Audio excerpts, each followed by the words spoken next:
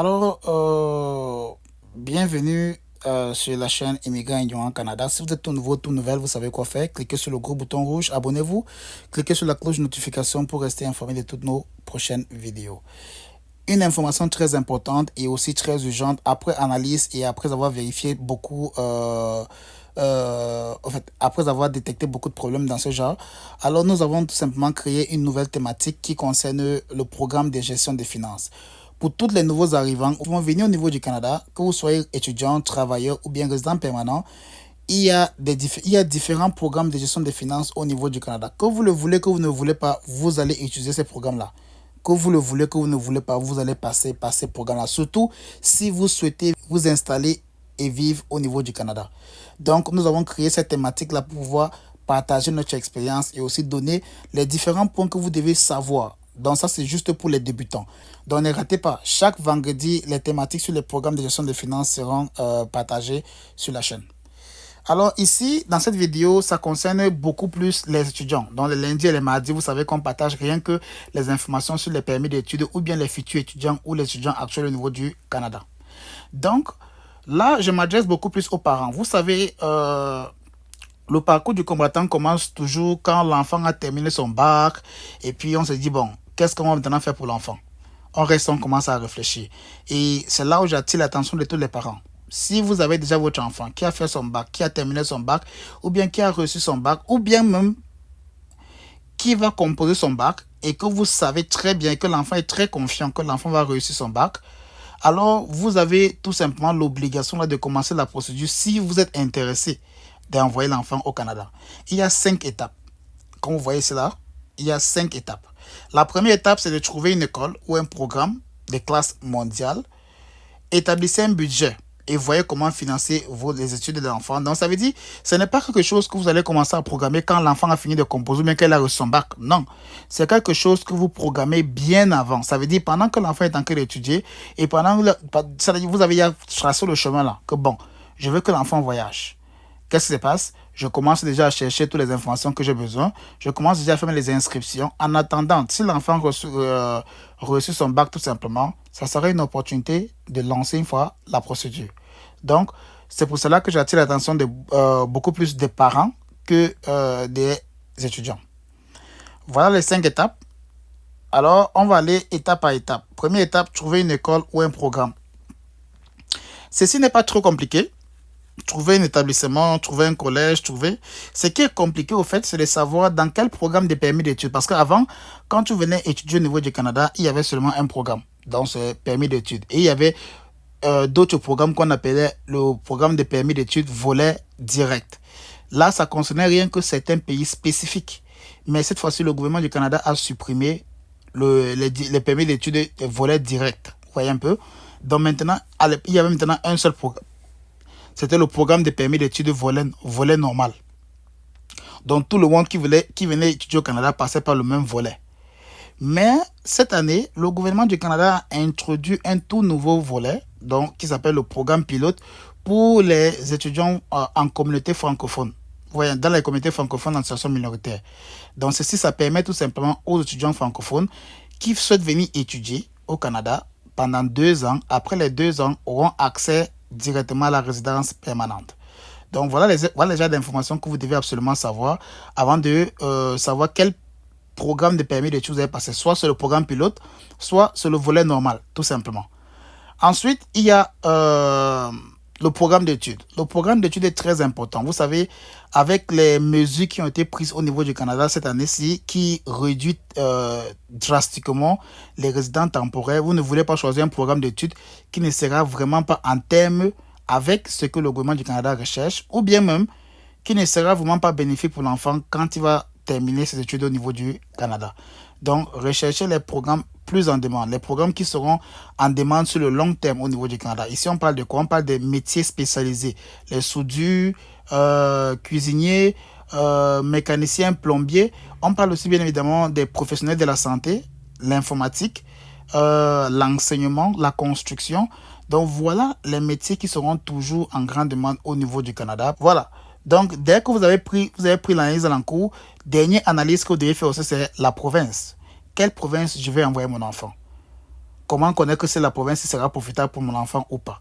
Vous commencez à regarder, vous cherchez les informations, les logements, combien ça coûte là-bas, la nutrition, comment ça coûte là-bas, la communauté, est-ce qu'il y a une communauté francophone là-bas? Ces genres d'informations sont très importantes aussi. Donc, prenez à cœur de faire vos recherches. Sinon, si vous pensez que c'est trop compliqué pour vous, vous ne pouvez pas faire toutes ces informations-là parce que vraiment c'est important, mais vous avez besoin d'expertise. Vous pouvez toujours entrer en contact avec un avocat en immigration ou bien si vous voulez une assistance, vous pouvez toujours nous écrire dans l'adresse email qui sera dans la description de cette vidéo aussi. Voilà. Donc, après avoir donné toutes les informations là, vous savez quoi faire maintenant, comment trouver un établissement. Les étapes qu'il faut absolument suivre pour trouver un bon établissement et un bon programme d'études. Le deuxième point, l'étape 2, c'est quoi? Établissez un budget. Ici, quand on parle de budget, on parle de quoi? On parle de la scolarité de l'enfant. On parle de quoi aussi? On parle des preuves de fonds. C'est deux budgets différents. Ne mélangez pas les deux. Donc, la scolarité de l'enfant, vous allez payer ça à l'établissement. Et ensuite, maintenant, le deuxième budget que vous devez présenter, c'est quoi? C'est les preuves de fonds. Et pour le volet normal, tout simplement, les preuves de fonds, c'est 20 635 $. Mais si vous suivez le programme pilote, dépendant de la province où l'enfant va aller étudier, ils peuvent voir, vous allez constater que la preuve de fonds va réduire. Ça peut réduire jusqu'à 14 600 $. Donc, ça dépend de la province où vous allez aller étudier, tout simplement. Donc, voilà les deux budgets les plus importants quand vous voulez faire votre demande de permis d'études. Voilà, donc je ne vais pas trop tarder ici, je vais continuer. Bon, vous voyez, la nourriture, le logement, le transport, l'assurance maladie, c'est les choses qui peuvent vraiment se faire en amont, mais les deux budgets les plus importants, c'est la scolarité et les preuves de fonds. Étape 3, faites une demande d'admission. Voilà, donc après avoir analysé cela, c'est là où vous faites la demande d'admission. Ça veut dire que vous avez analysé la province, les programmes d'études qu'il faut pour l'enfant, le budget. Vous savez comment vous allez avoir le budget ou bien comment vous avez tracé pour le budget. Là maintenant, vous faites quoi? Vous faites la demande d'admission à l'établissement scolaire. Et donc, quand vous allez faire la demande, si l'enfant, vous allez payer les frais de traitement des dossiers. Si l'enfant est admis, alors qu'est-ce qui va se passer? Tout simplement, l'enfant va recevoir une lettre d'acceptation et ensuite obtenir une deuxième lettre qui sera la lettre d'attestation provinciale. Dans la première lettre, c'est la lettre d'acceptation de l'école. Deuxième lettre, c'est la lettre d'attestation provinciale. Ça, c'est uniquement pour ceux-là qui vont faire les demandes de permis d'études sur le volet normal. Mais ceux qui vont faire les demandes de permis d'études sur le programme pilote, ils auront juste besoin de la lettre d'acceptation. C'est tout. OK? Voilà. Donc, la quatrième étape, présenter une demande pour venir étudier au niveau du Canada. Là, c'est le permis d'études. Ouais, un peu. Et j'ai dit, quand vous voulez faire le permis d'études, il y a 5 documents très importants. Le premier document, quand vous allez mettre dans votre demande de permis d'études, c'est quoi? C'est la lettre d'acceptation. Et si vous suivez le volet normal, vous allez aussi ajouter la lettre d'attestation provinciale. Donc, la lettre d'acceptation et la lettre d'attestation. Les deux là, c'est sur le volet normal. Ensuite, si c'est pas le volet normal, si c'est pour le programme pilote, vous aurez juste besoin de la lettre d'acceptation seulement. Voilà. Maintenant, le troisième document ou le deuxième document, dépendant du programme que vous allez choisir, ça sera les preuves de fonds, le budget, comme on a parlé tantôt.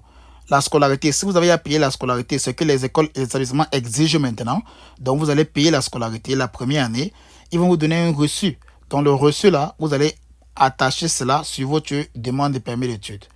Le quatrième ou le troisième dossier, dépendant du programme que vous allez choisir, sera tout simplement les preuves de fonds. Donc là, ici, on parle de quoi? On parle de relevé de compte bancaire. La personne qui vous finance ou bien qui vous sponsorise, et la personne va devoir présenter avec un relevé de compte bancaire. Si c'est un membre de la famille, s'il travaille, son contrat, un bulletin de paye, en fait, tous les documents liés à son travail qui prouvent qu'il travaille pour l'entreprise là. Et comme ça, ce qui sera très fiable même. Et aussi, si la personne a les terrains, si la personne a la voiture à son nom, bien évidemment, vous pouvez aussi ajouter cela. Ça pourra appuyer le dossier. Et le dernier document le plus important, c'est la lettre explicative que vous allez aussi mettre à l'intérieur. Ça dépend de votre cas.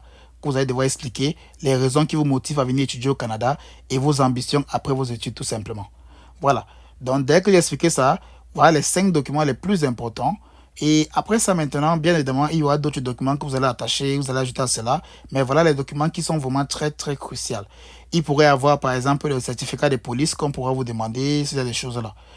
Donc, après avoir touché tous ces différents points-là, vous voyez que Voilà les différentes étapes que vous devez absolument suivre. Vous, les parents qui suivez la vidéo ci, préparez-vous déjà à cela. Si vous avez l'ambition d'envoyer vos enfants de venir étudier au niveau du Canada, préparez déjà les différentes étapes-ci. Et surtout, je dis encore, si cela est compliqué pour vous, si cela, vous n'arrivez pas, ou bien vous ne comprenez pas réellement en fonction de ce qui se passe réellement au Canada, vous pouvez toujours demander l'expertise d'un avocat en immigration ou d'un consultant en immigration, peu importe.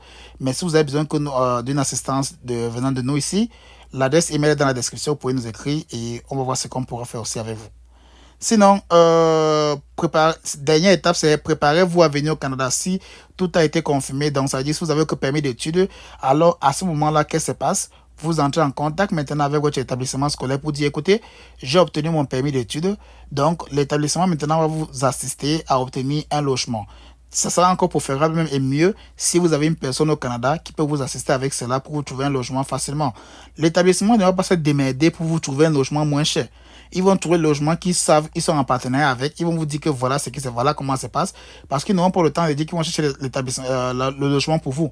Mais si vous avez déjà quelqu'un au Canada, la personne là, oui, ça sera votre personne. La personne pourra vraiment se démerder pour trouver un logement pour vous. Très moins cher comparé à ce que l'école pourra vous trouver. Maintenant, il y a aussi l'assurance voyage et bon bref, tout ça c'est dans l'assurance santé. Tous les établissements scolaires, ils vont exiger cela. Donc ce qui est sûr, ça sera dans votre scolarité. Et l'application mobile arrive comme. Donc ça, c'était pendant le Covid. Vous n'avez plus besoin de cela. Sinon, quand vous allez voyager dans l'avion, rassurez-vous que tous vos documents soient dans votre sac à dos et vous montez dans l'avion avec.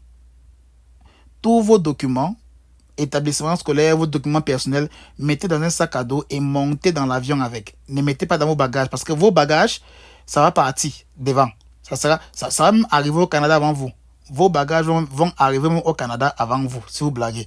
Donc, tout dépend des escales que vous allez prendre.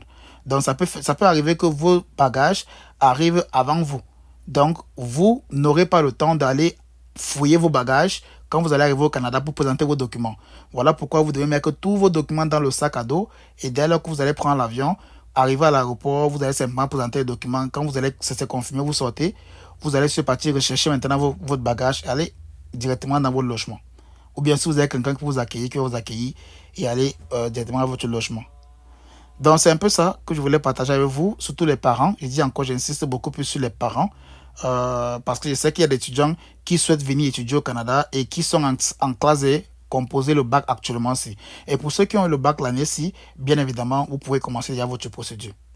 Alors, s'il y a des questions et autres, mettez dans les commentaires. Et pour le reste, n'oubliez pas la nouvelle thématique, les nouvelles vidéos qui vont commencer ce vendredi sur